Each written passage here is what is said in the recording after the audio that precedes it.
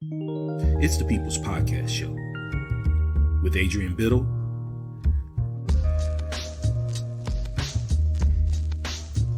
Melissa Bartlett,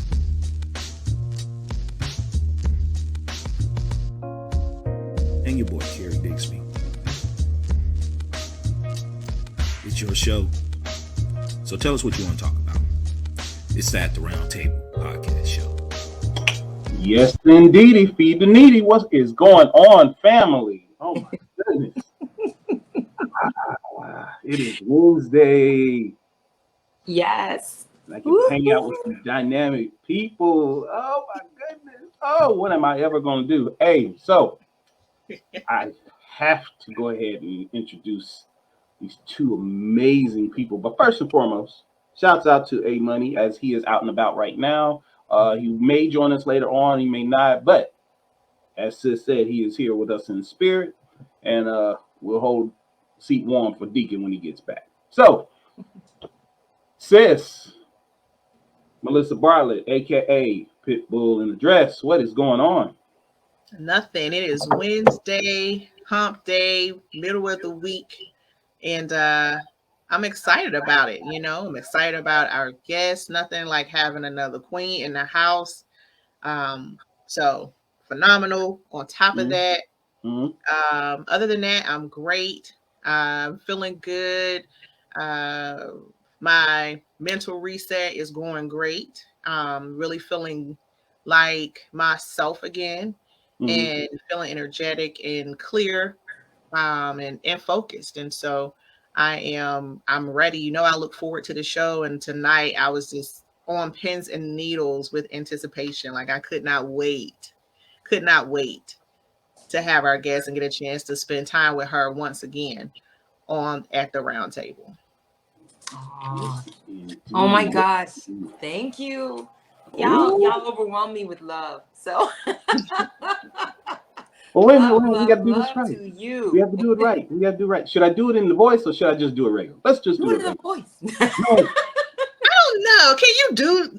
Only one person can really do. Only one person. Deacon Jeff, like you gotta. If you gonna bring the Deacon Def Jam, you gotta bring Deacon Def Jam. Like you can't play around. I hear her. Go ahead, you gotta drop the voice, and you gotta, well, love. Gotta be smooth. Yeah. Get smooth. Yes. You gotta get real down into your Barry Whiteness. Very white. That's what I'm saying. But I can't do it. I mean, no, that's a lot. I have faith in you, Carrie. That's a lot of soul up in there. You got soul. Go ahead. I got it. Coming to our show tonight is going to be a wonderful actress. She's known as the shape-shifting cosmic conjurer. She is the muse beyond all muses. I would like to introduce to y'all Miss Aixa. Sis, how you say that again? Aixa. That's so wrong. Aixa Kendrick. What's going on, sis? It's Aixa. He's gonna get me later. But hey, he's gonna get me later. But I love my brother. I know he's gonna get you. Yeah. But how are y'all? How are you? Aixa Kendrick. That is who I am. There you go. You know what? I still watch that show, the last show that we had with you, and I loved the energy that you brought, and I loved when A Money and you were just conversating and y'all were going. I mean, it's probably one of our top 10 shows, I can honestly say. Beautiful. Really well, thank you.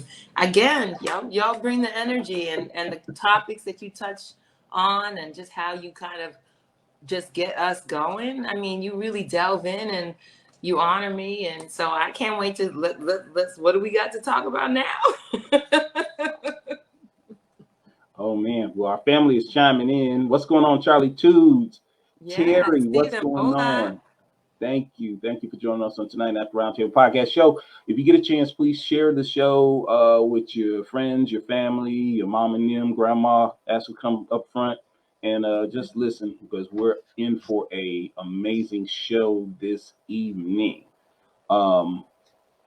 Yeah, you've been kind of busy. Me and Melissa were talking about all that you are doing right now, and it's wow, it's deep too, and it's very poignant, especially like right now going into 2022.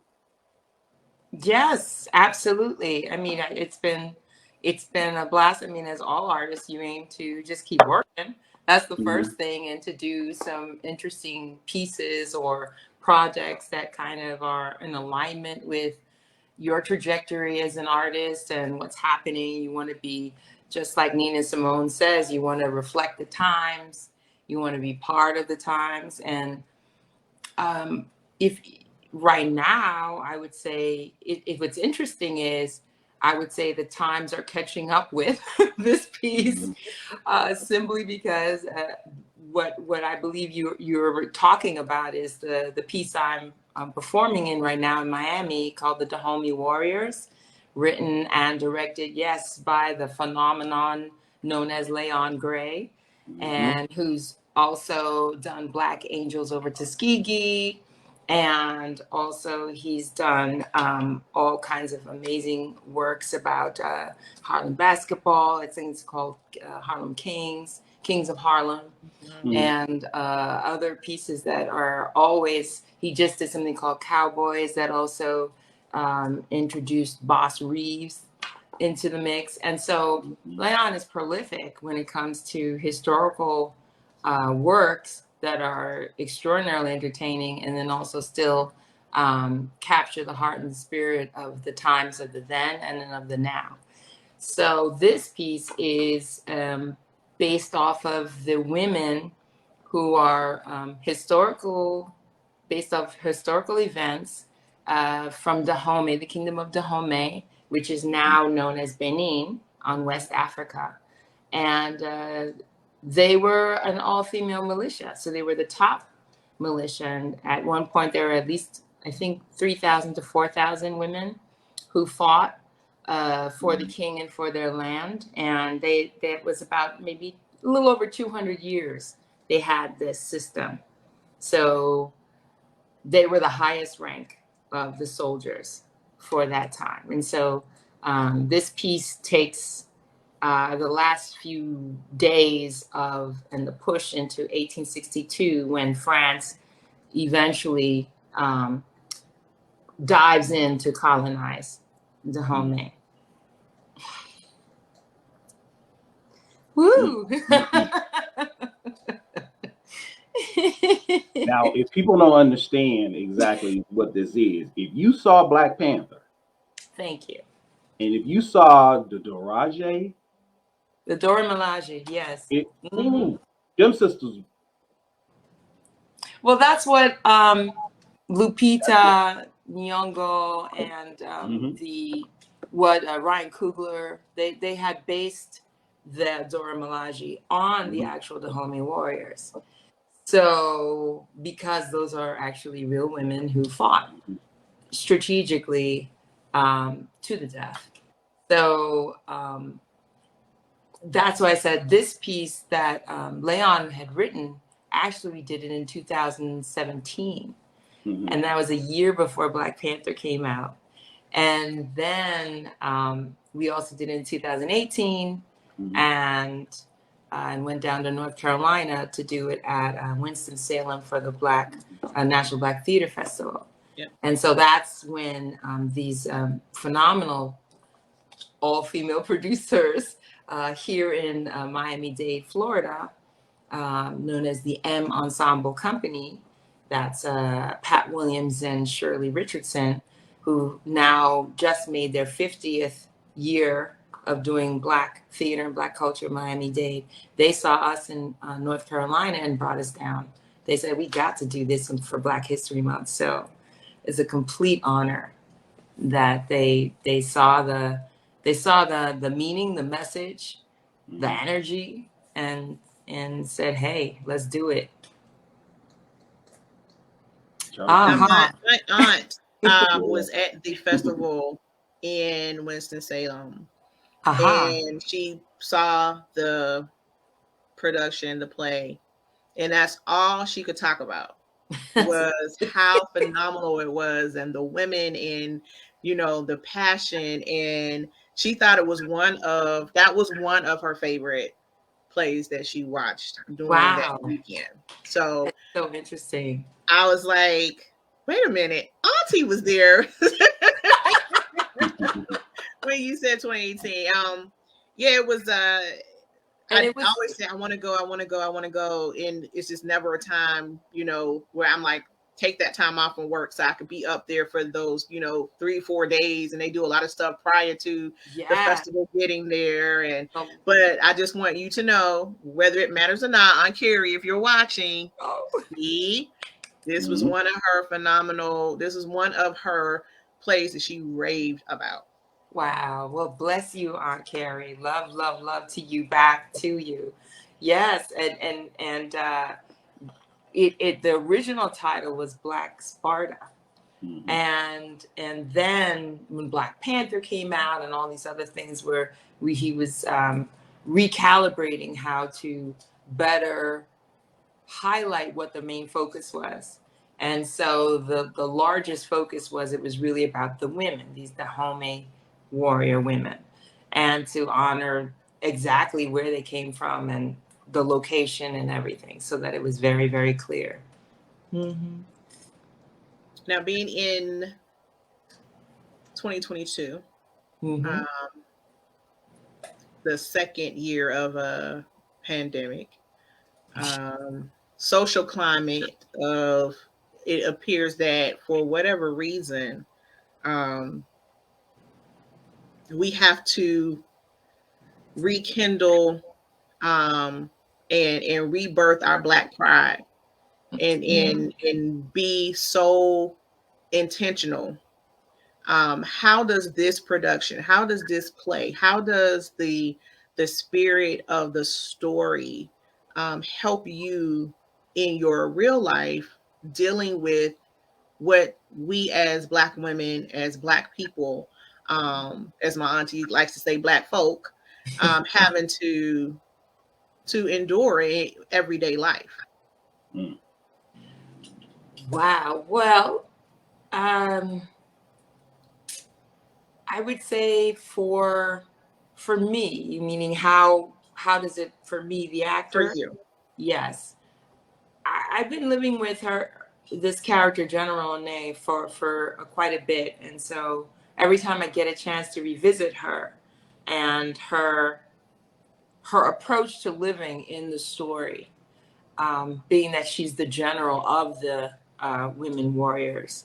Mhm. Um, this time around, I would say one of the key things that she talks about is mind, um, and mind over heart, as in being strategic in how you approach your next steps, even though she tends to still be run by or deal with her emotions.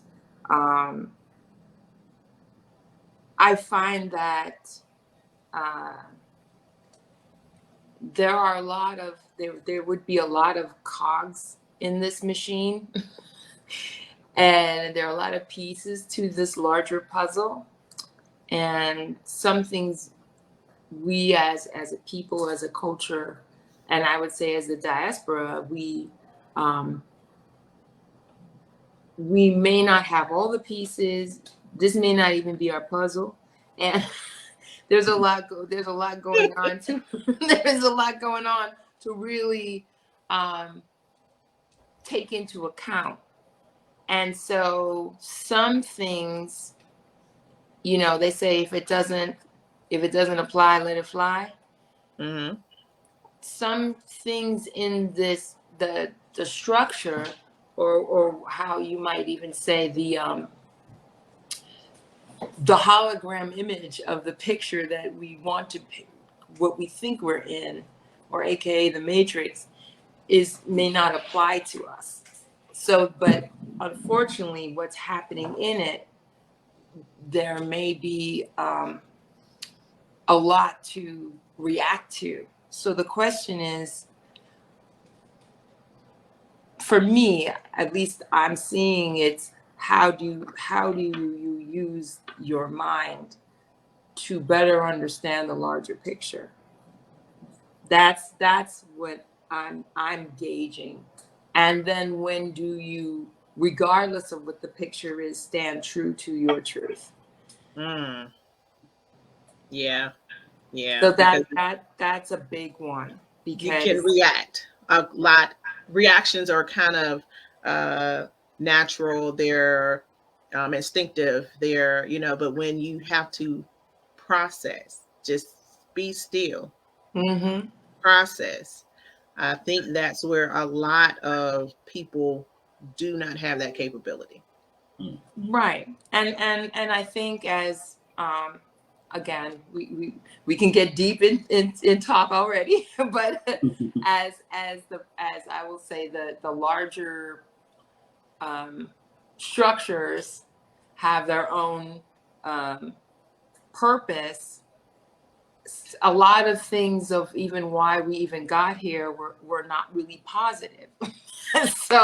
So how, doing our best to fit into something that wasn't really structured to be positive for us is another something to take into account.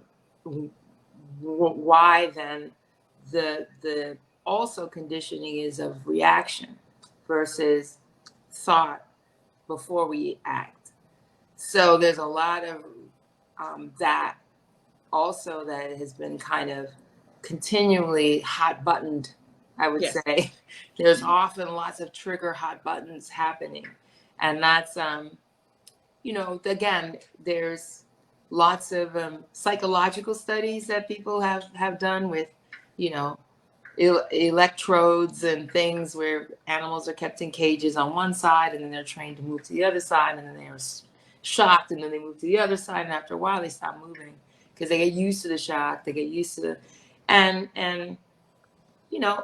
I would say that just as other folks use that type of studies to further along either marketing or other ways to better understand how to shape their community or their larger structure, I think we need to take into account that too. A lot more of stillness to step away from this image of broken puzzle pieces and decide whether or not it's even an image we were actually trying to put together. I've always admired the. So one thing I liked you talking about larger structures, and kind of not getting into it, but the wanting to erase or eradicate the race theory and the teachings and the acknowledgement. Yeah. This is one of our historic, I feel important, especially to Black women, that it does appear that our historians gave them some favor in incorporating and inputting and documenting just how supernatural it seems that they were, how fearless they were, how strategic they were, how respected they were, and how it was finally at one point, one area, one moment in time, where it appears that sexism was not a priority. It was more about the objective and it being completed, the assignment being done and done thoroughly and corrected. So correctly. So it goes so much, and as you said, we can start peeling those layers back, but I feel like being able to play one of these historians, one of these historic warriors, I probably would take a good maybe 6 months to release that from, going to the grocery store or getting my coffee. Like, You like, who does she think you she gonna is? bring your Like, machete? I'll have General in my cup, Hello, Mhm. General Nare. Hello, General. It would be that deep for me, because I just take pride in a woman being strong, especially a Black woman, getting her cupcakes while she can eat them. Mm-hmm. Yeah, I I would say that those are things to not ever get rid of.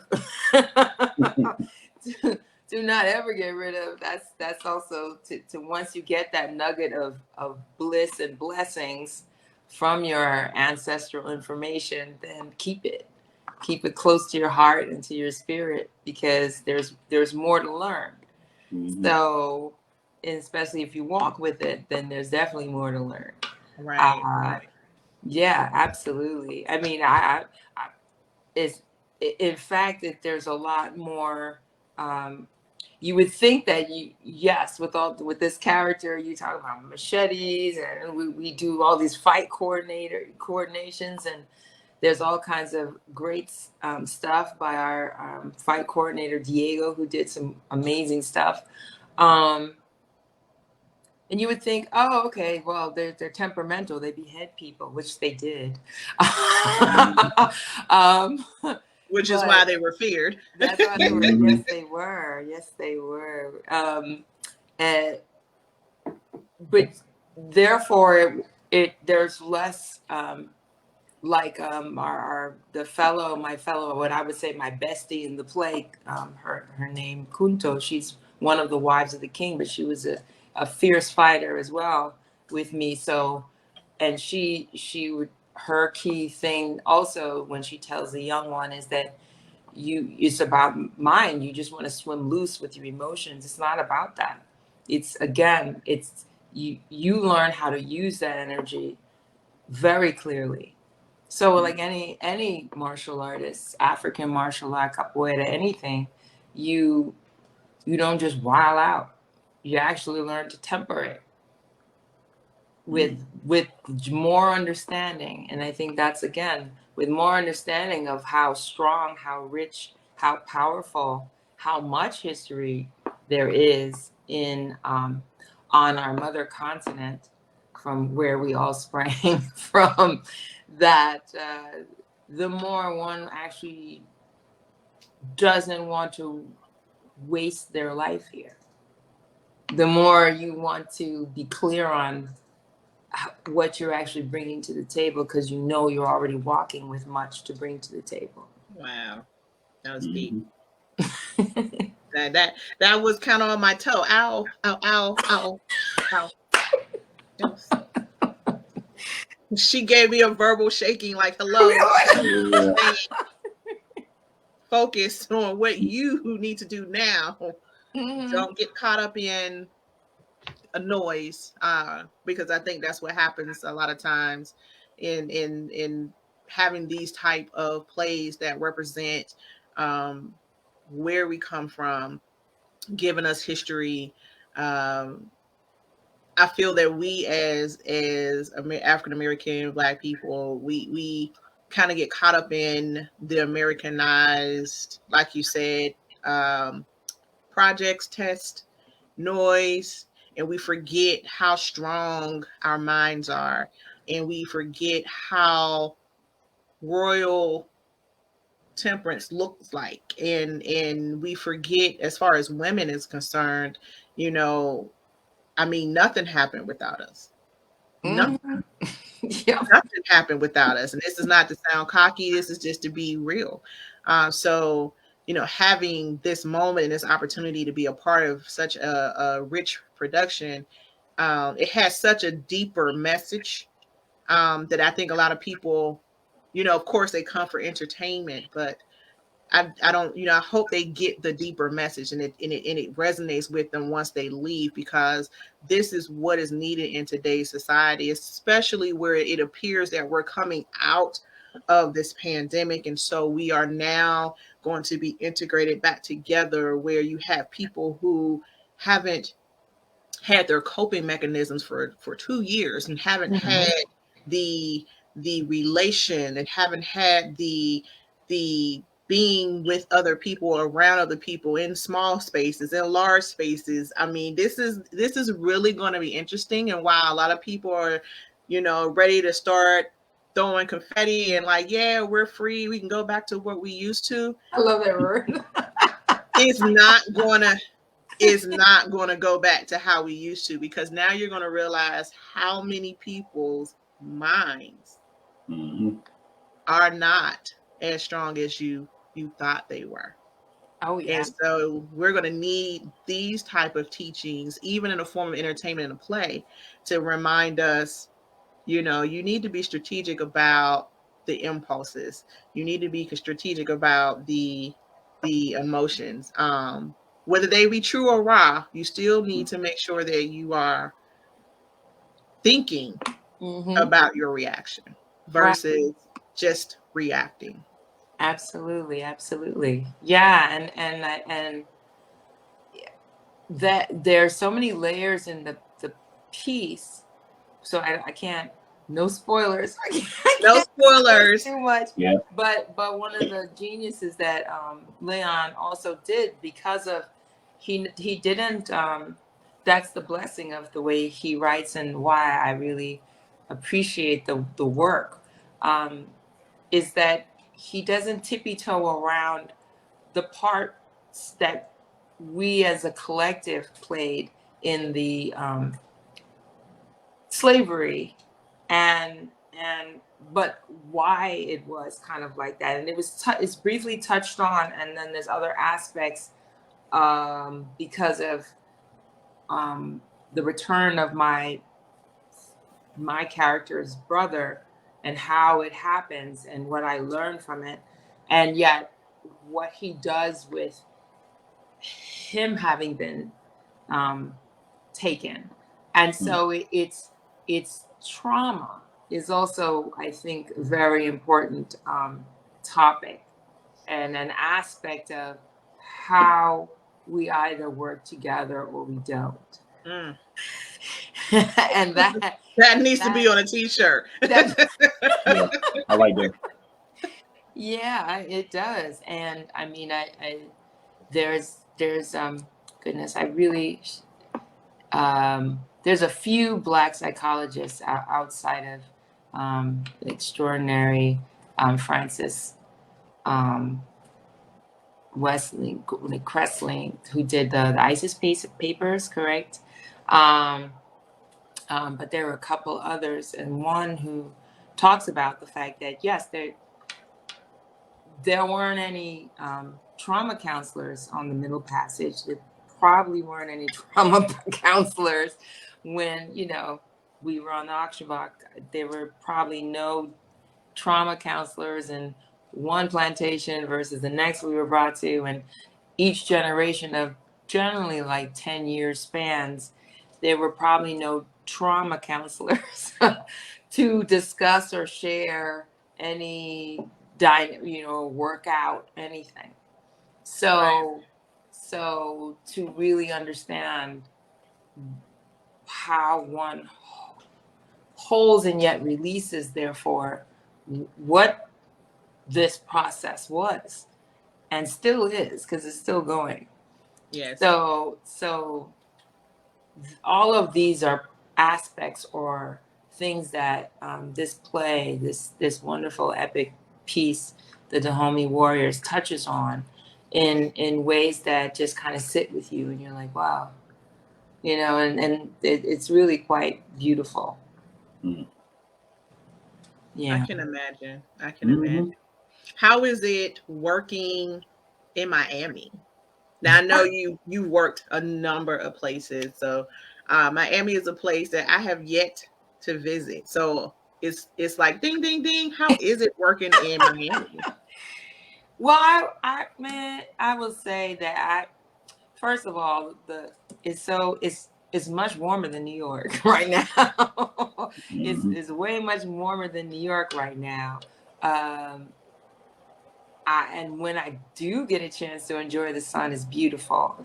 I will say because I'm still contained. It's not like I'm actually doing a 9 to 5 here and like I'm going back and forth and I'm actually living here. Right. I'm still in a contained environment.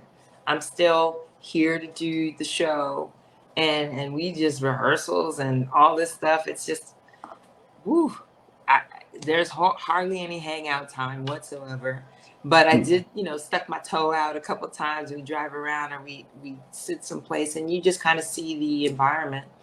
It's filled with all types of, I would say, a blend of culture in where Miami-Dade is. It's you have it's a weird combo of there's, you have Hispanic, then you have Black, then you have what I would call white, but more tourist stuff going on in that location.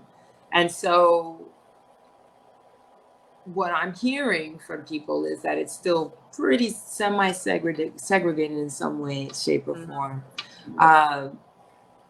And then there's a lot of construction from where I'm at.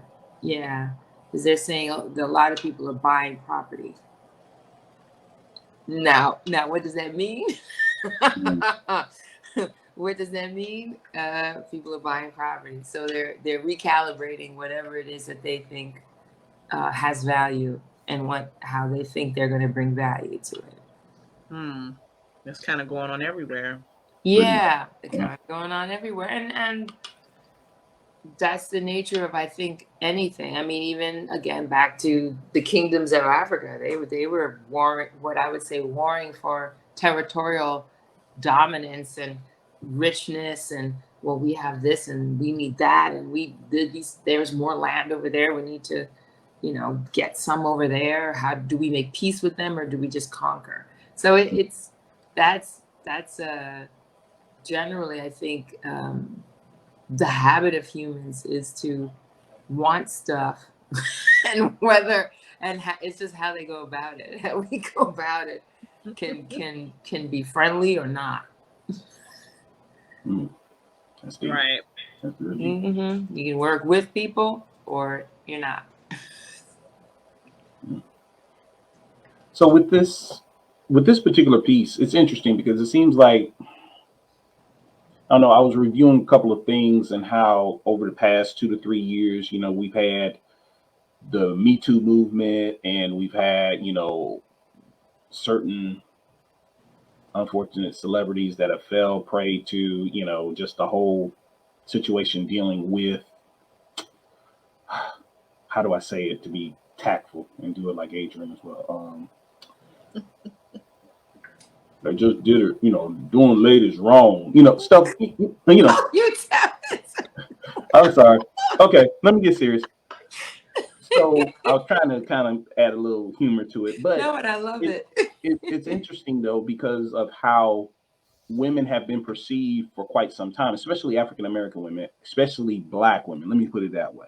Mm-hmm. And now we're starting to see a lot of projects that are coming out that is actually showing them in a different light, more positive, more leading, more powerful roles that necessarily does not have to deal with negative aspects or nudity and things of that nature. So with this particular piece, it seems as though it's really showing, hey, pay attention. This is where we've come from. This is a long line of really indomitable will and strength in Black women. How is it that we can convey that, to the younger demographic, the younger women that are coming up, because big, if you really look at the dynamic now, Big Mama is gone, so you really don't have those historians anymore that are passing down that knowledge and that wisdom, that discipline, which is basically, I was hearing as you were both talking, lack of discipline and lack of wisdom cause them to quote unquote wild out. How can we get them to see, the strength that you're portraying in this particular piece? That's a good question. And I guess I will rewind a little to just kind of also say in the piece, one of the things that I think are beautiful about how powerful these women are is their sensitivity. Mm.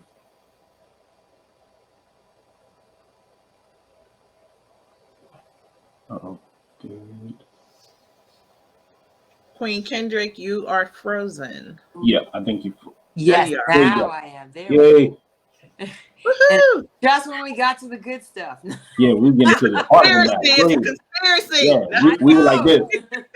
I said sensitivity, man. Black women, sensitive, not angry. And they're like, Hold on. what? No, we gotta erase that. Yeah, it's not the angry black woman. There's Yeah. some sensitivity in there. Yeah. Yeah, but that I think is one of the biggest truths, and many other women are sharing that too. Is to, because that's also part of the, I will say, the trauma and the stereotype of we as women here on under a colonial dynamic or slavery dynamic, because just for other women, they wanted, in quotes, feminism for the right to work and whatnot. But I think, again, it was a rare occasion that a woman of color was not working. Mm. Since a child, she was, child labor. They were out. We were out in the fields. We were doing everything. And just like Harriet Tubman, she could outload, out shuck, out. So it was about how much you could do in a day that brought you your value. Mm-hmm. And so it was men and women just as much. There was no difference. So in that dynamic, I think there was we still had our sensitivities, but we just had to be a lot tougher in a lot of ways to sustain and to survive. Mm-hmm. And then it compounded, I will say, from the larger structure for different reasons, for their own purposes. Personal agenda. Mm-hmm. Yeah, because you don't want some strong Black family to feel really good about themselves and keeping yourself solid. It's better to shatter than and keep people scattered, because then you don't have a sense of rootedness. Mm-hmm. So so back to the habit, or that like you talked about, the strong Black woman syndrome, has been a yoke in a lot of ways for us as women, because that was an expectation, actually, and a necessity, but more so in just an assumption that there were no feelings, or you just had to buck up, pull yourself by the bootstrings and just do what you gotta do. But there's a lot, to deny your own sensitivity does not allow one to be whole. And so for women especially, your biggest gift is to be as whole as possible for the next generation. And I think that yoke is the lack of permission. The lack of permission to be those things. We just now started giving ourselves permission to have self-care. Yep. And mental health check-ins, and to say, hey, I don't like that, and that be closed-ended statement. The word no. I mean, we've just given ourselves that permission to do that, and it's so I think when you have the younger generations coming up, in the dynamic, or the family dynamic in our hierarchy, just kind of changing and shifting, because grandmothers are now under 50. Yes. Versus being looking over fly. 60, right? Like sometimes you got to look like, are they the grandma, the mom, the daughter, and there's nothing wrong with that. I just feel like there has to be a reconnection, something that we can do to now pass that down to that younger generation of women. And I feel like also, being sensitive, it always boggles my mind how we got to the angry Black woman when we took care of your children, we breastfed them, we cared for them, we cooked for your families, we took care of your homes, we worked the fields, we took care of your farm animals, we did it all, and then had to take whatever we had left and then take care of our home. And the tired Black woman, the exhausted Black woman, the treated and abused Black woman, none of those adjectives never come up. But the angry Black woman, how could she be angry when all of this is what we did? You have to have compassion. You have to have a heart. You have to be methodical in what you're going to do, because you had to piece out your whole day to have energy to do all these things. So it always just boggles my mind and cracks me up. Like, frustrated Black women, like there's so many other things that you could do before anger. Well, it's the same as anybody who lives in denial and is usually the perpetrator of it, of cray cray and drama. And I say, this, like many places and spaces, there is similar to a family of abuse. So it's similar where you won't acknowledge the stuff you did. So as things start building up in the person, and then there was a massive disrespect at some point, that's when somebody gets explosive and demands to be fairly treated and to be heard. That's when the term angry shows up. Usually women are called crazy. That's when you crazy. Hysterical. But it's hysterical, right? But it's because there's been a slow buildup of all of the injustices, all of the slights, and so it's kind of built in a lot of ways, that assumption of not owning up to that. Absolutely. And again, this is, again, the larger structure still won't own up to the land they took from these people, the indigenous population. So it ain't gonna do that. And as and anyone who feels uncomfortable acknowledging that they probably did something wrong, that's just Charlie. Exactly. I love it. Say hysterical. That sends me into let me educate you on that. That's right, Charlie. Yeah, that's it, Charlie. That's it. And I think that's the thing as well, because I'm big on our young people and how society perceives us today, especially when it comes to our sisters. And I think one of the things, and sis, correct me if I'm wrong, because we've talked about it, and I talk about it with my wife as well and such, is the fact of we're so rich in history. There's so many dynamics to what we have internally that we haven't even tapped into yet, many of us. And to look back and see the things that we accomplished, and then here we are right now, and we're not even tapping into that. And into, like you mentioned, as far as you hear angry Black women. To me, the thing is,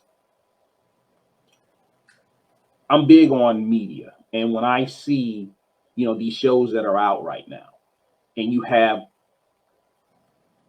Black women that are very affluent, that are doing very well, but yet the way they portray themselves, throwing drinks on each other and just fighting and things of that nature. And I'm like, which show is this? No, it's not.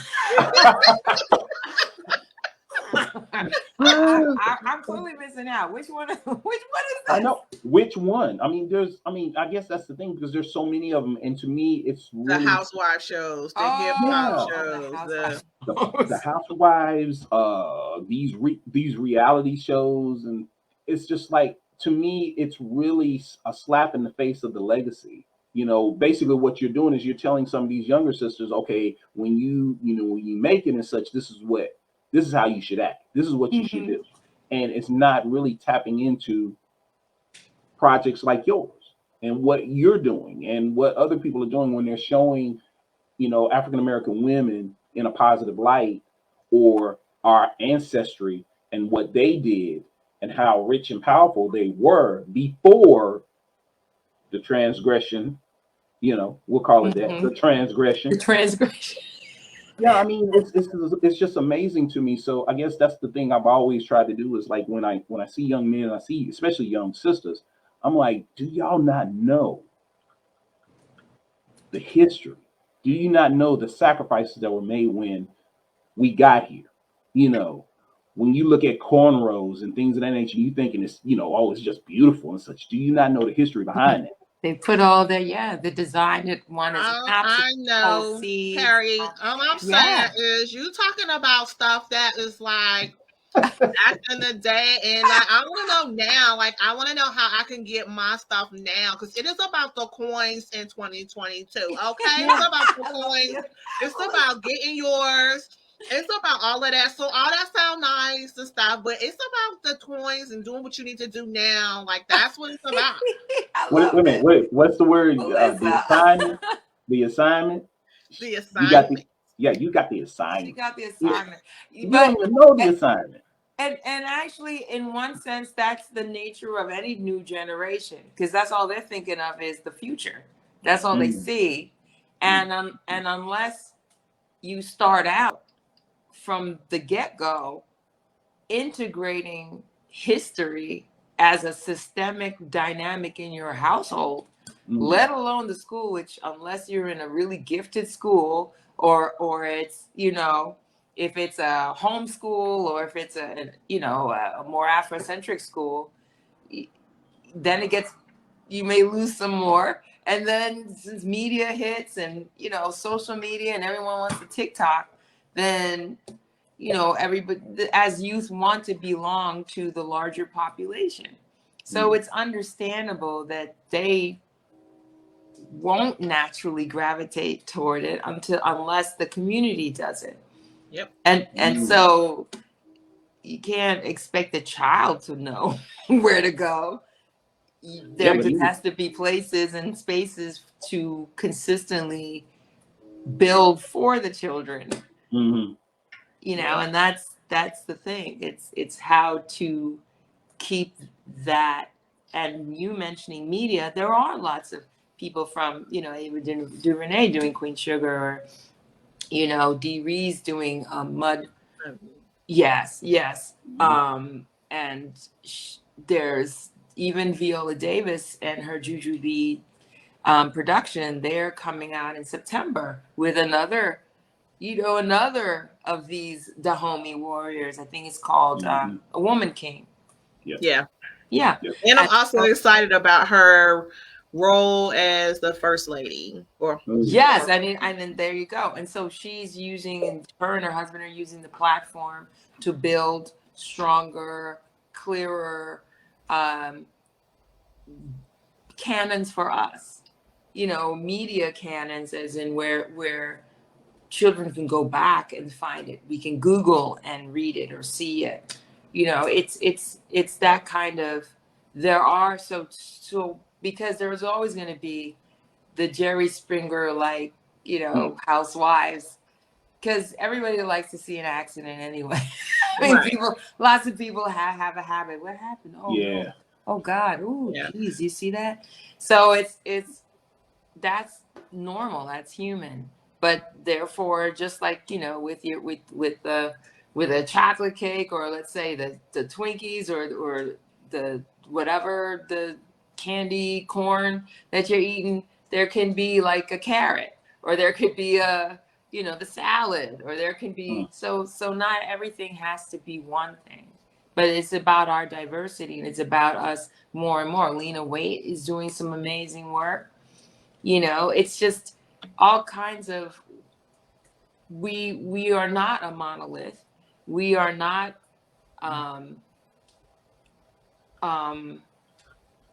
homogenous in one type of blackness.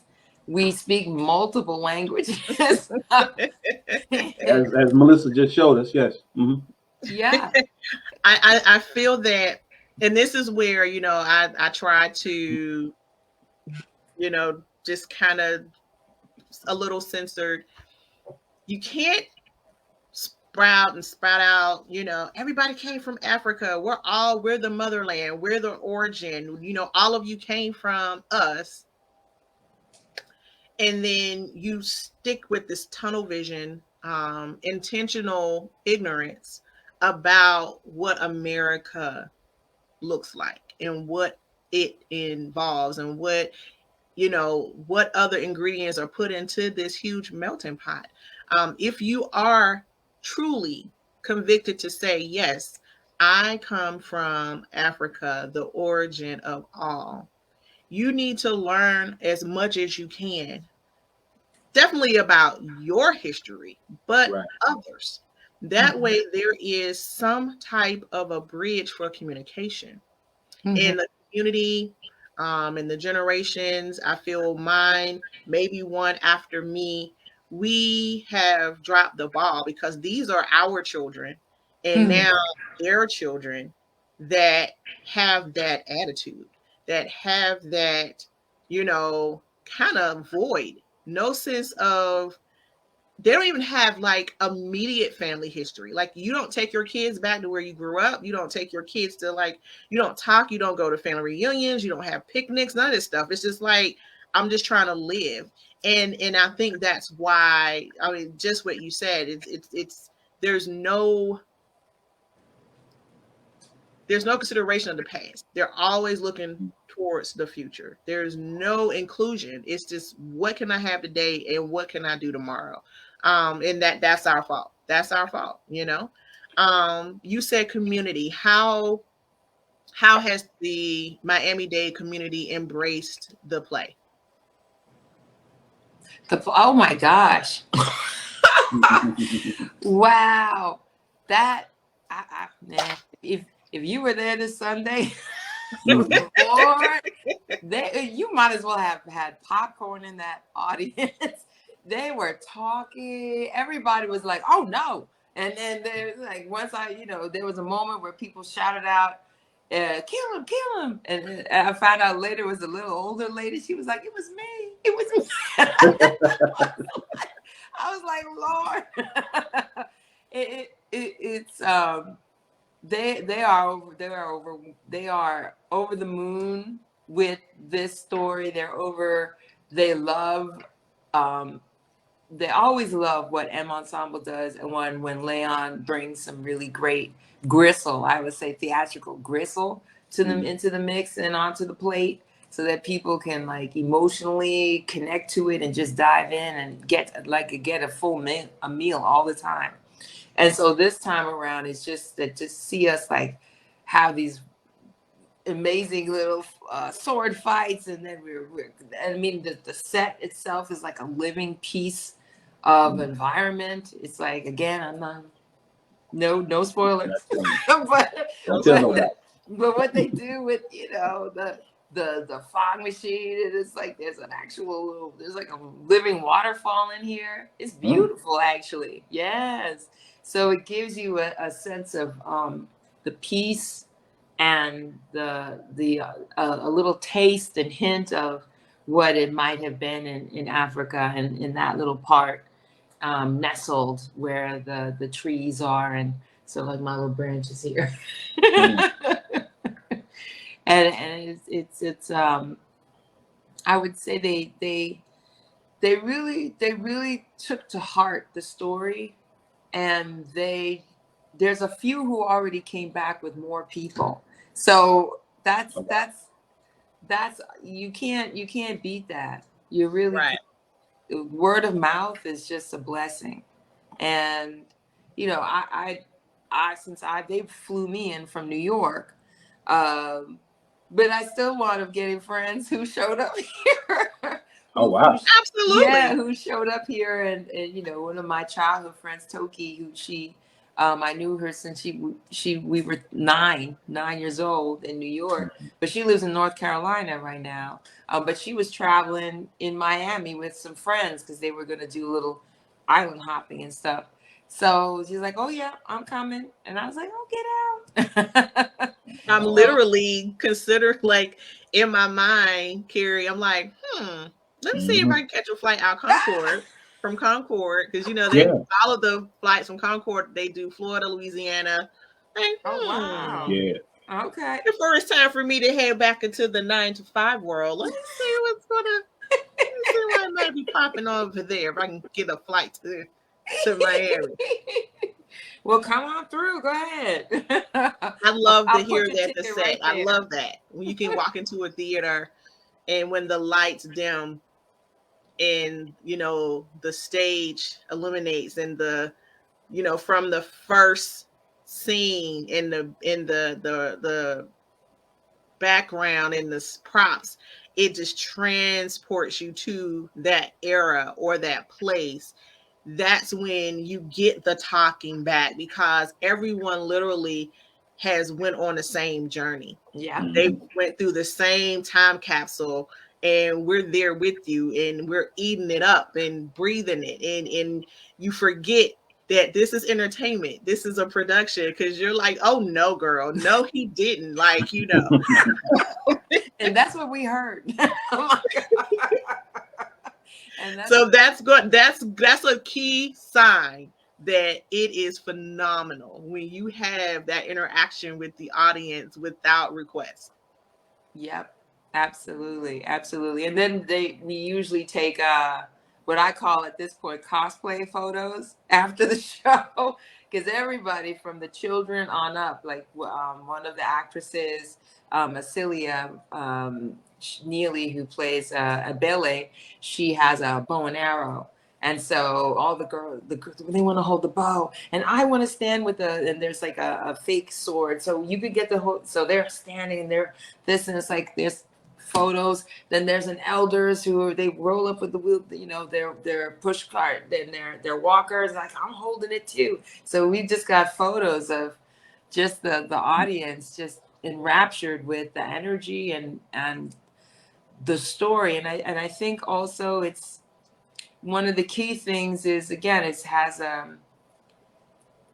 basically one of their truths. These women, the Minot, was their phrase was conquer or die. So they never they were not about well we tried. They were not that. Losing was not an option. No, losing was Second not an place, option. And the minnow meaning, you know, our mother. Mm-hmm. I mean, our mothers. It just still goes back to that having so much responsibility, but it's natural. Yep. It is something that we were birthed with, you know. So you know who you're fearless, phenomenal warrior team, army, and you're known as our mothers. Like that is what, you know, I feel like, you know, is that what you're fighting for? Is that what you're maintaining? You know, that just has that phrase also to me just have so many different layers, so many possible, you know, reasons, and it being motivational as well, you know. Absolutely, because it's I mean, Earth is a mother. That's why I call her Mother Earth. And so it's what holds you. I mean, that's what a throne generally represents. It's the lap of your mother. Right. That's how it was built, so that you sit on the lap of the one who birthed you. So it's always coming. It always goes back to your source, and that is again she the one who births and hones civilizations. So and raises kings and queens. That has always been the truth. And that energy is most vital, and yet it always and must be fueled with the information of your lineage and your legacy. And that's definitely what you both are have been sharing, is that yes, how does one, or how can we more and more kind of share more bits and pieces of lineage and legacy, so it becomes kind of integrated in the now, versus, oh, that's back then, I don't need to know about that. Right. Right. Absolutely. Do you feel, I mean, I know we talked about Viola Davis, but do you see or feel this going to film? Ooh. Well, I can't. I will say that this piece, what Leon wrote, can absolutely go to film. As by him, produced by whomever, great. And to honor his work, it definitely is honor his words and story. I know I'm sure he has one in his back pocket as a screenplay. And they definitely should reach out to him to do so, because not only is this filled with a lot of historical information, I will definitely say, and the connectivity and of the community and some interesting characters. He also has an amazing, and he puts this, Leon does this in all of his work. There's amazing spirituality in this too. So it harkens to all kinds of layers of that. And I say, like, mythology of, there's this animal, the hyena, that consistently moves through this piece in a mysterious way, and people don't know what that's about. That my character consistently chases, has an interactions with, as well as the living space itself, and how one of the young actress character talks about how her mother told stories about these aspects. So there's a lot of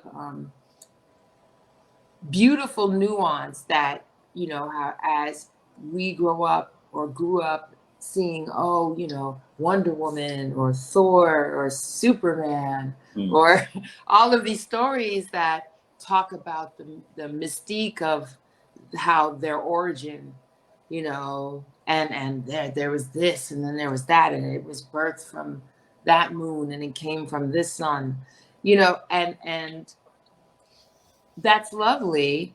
But we have we have this endless amounts of what I would call amazing magic, magical stories, origin stories, as well as ways to interpret the earth and ways to interpret our place on this earth. So, and that's now more and more coming out into the mix. I'm so glad Octavia Spencer's pieces are going to be transformed. Some of her works are going to be made into, I think, either one of his TV series, and I think there's a movie soon for her sci-fi and her African or Afrofuturist perspective, and not Octavia Spencer, Octavia Butler, and just other works. So I think more and more we have more avenues to start exploring those realms too. So again, back to this piece, yes, I think there's a lot in it to be able to entertain, but then to also expand our language, because I think that's that's part of our strength is our diversity, not the other way around. So our strength. Absolutely, absolutely, and that, I definitely want to be respectful of your time, and I'll put this disclaimer out there. I grew up liking Wonder Woman. I grew up turning around in circles when Linda Carter was on television. But as I began to gain knowledge about not warriors that were fictitious, but actually real people, I just can't help but to think that, the Amazons of Mascara are so similar to the Dahomey. But, I'm just not going to. I'm just gonna throw that out there, and I'm just gonna leave it. Girl, listen. I'm just gonna throw it out there. And you could throw it out because it's already out there. Because they did some research on that, and they had done some research on some of the burial locations in Greece of these, supposedly Amazon Athenian peoples, but they found that they had traditional stuff that was from Africa. So it's very possible that, again, back to, how some things, as the conversation transfers from generation to generation, it may slowly change. either to be messy again. Location, we was on the front line. We didn't stay hidden behind a cloak. We was out there in the world fighting. Y'all had to stay with amongst yourselves. But I don't want to be messy. I'm just gonna. No, well, I mean, again, I just I one of the things is I can't wait until they have conversations or start showing doing awesome movies and film about the African voyages to the Mayan, the Incan dynasty, because that's why Christopher Columbus took who he took as his guide, who was from Africa, because they were Moors, and the Moors who, it was a whole thing, because the Moors did that at least over 100 or 200 years prior. So, yes. And the reason why he got lost is because he tried to do it on his own. He stopped listening to his navigator and decided that he was going to take it on himself. But see, this is a whole nother show. That's the show, boy. You were like, well, wait a minute, but you supposed to go. Never mind, you go ahead. Go ahead. All right, Columbus, I hear you. For those who may want to travel to Miami, please let us know the location and the dates and the time of this phenomenal play. And I'm going to let you close out with whatever you would like to say. Well, again, y'all, you're a blessing. Melissa, Carrie, it's I'm always overwhelmed with joy and giggleness. by your dynamic selves, and I'm missing him. Money. I'll be back. Yes. Money stand-in. Thank you. You can definitely come through to see the last weekend of the Dahomey Warriors here in Miami. It's last Thursday, tomorrow, which has a discount. So you'd have to call the number, which I will share. And Thursday night, Friday, and Saturday nights at 8 p.m. and Sunday at 3 matinee. And it's going to be performed at the Sandrell Rivers Theater. Sandrell Rivers Theater, since I will read from here. It is Sandrell Rivers Theater, which is 6103 Northwest 7th Avenue, Miami, Florida. And their number is, for tickets, you'd either call the M Ensemble office at 305-705-3218 or Sandrell Rivers Theater office at 305-200-5043. All right. Yeah, so there's only 4 more shows, y'all. So don't miss it. It's going to be a blast. Would love to see you. And Again, an amazing, talented cast with Tadra Brunson, with Celia Neely, as well as Iman Clark and Charles Reuben Cornegie, and myself, and and yourself. Leon Gray as in his cameo appearance. No spoilers. Well, I again am always delighted. You bring so much energy to us, so we can't help but to be who we are as being Yes. great, because you are great, and Yes, we you are do. so honored that you took time out of your schedule and decided to speak with us and our family. And we wish you the most favor and blessings on your continued success, and more of these projects, more of these plays that speak to who you are in your soul, that makes it just even easier just for you to be able to come and portray that character, because it's who you are. I love that our previous show you talked about having that piece of that character that kind of stays with you, that resonates, and I see nothing but great things from what you choose to participate in, who helps build you up to this phenomenal queen that you are right now. So I respect that so much. And we just hope and pray that we get to see you live. Yes. Yes, that would be Here. such a great honor for us. There, We got I to will get be there. get something to come North Carolina side close to us. Yay. Yes. Mhm. Carrie, you got something? I just I thoroughly enjoyed this show. I always enjoy it whenever she comes on. Yes. I've always said when she becomes famous, don't forget us little people. You ain't no we little gonna, people. What? you know, You we're gonna coming be right along? there. Come on. You know, I'm gonna be like, I know her. I know her. We talked to her and stuff. Hey, it's Yeah. me, it's Pitbull. Hello. Yeah. I said, no, bring them in. Bring them in. They the main media. Come on. Come along. Ah. You on the red carpet. Come on. Oh, wait a minute, Look, Carrie. Yeah. Is that it? Is that it? That's it.